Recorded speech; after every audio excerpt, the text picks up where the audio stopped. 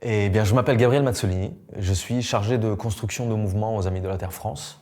Et c'est une vieille ONG qui existe depuis près de 50 ans et qui est née à l'époque avec l'idée de contester le fait que les activités humaines étaient en train de détruire l'environnement, donc dans plein de pays dans le monde, dans 85 pays.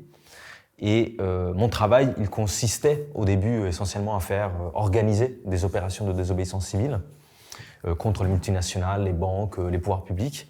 Et au fur et à mesure dans le temps, c'est devenu ce que nous on appelait de la construction de mouvements, c'est-à-dire au-delà des actions et des mobilisations ponctuelles qu'on peut organiser, essayer de structurer une communauté d'activistes, de militants, de militantes qui soient capables à la fois de mener des campagnes, mais aussi organiser un collectif de façon efficace.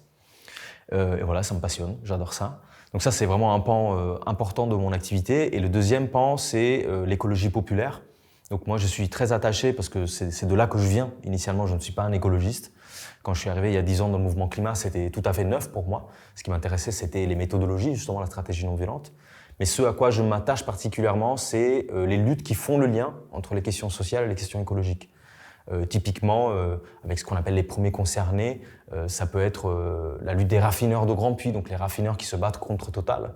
On pourrait dire les écologistes se battent contre les raffineurs aussi, parce qu'ils font du pétrole.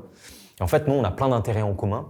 Et du coup, moi, ce que j'aime faire, c'est aller discuter, travailler, organiser avec ces personnes-là des luttes communes pour obtenir des victoires sur nos ennemis communs, c'est-à-dire concrètement, justement, les responsables du réchauffement climatique.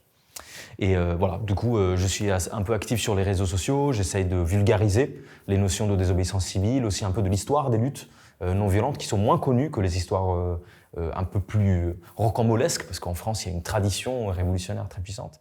Mon objectif, c'est vraiment de faire en sorte que les gens se sentent en capacité de lutter, quoi. Et pour ça, j'ai l'impression qu'on a beaucoup de contenu sur le fond, tu vois, on a beaucoup d'analyses de l'actualité, de la politique, etc.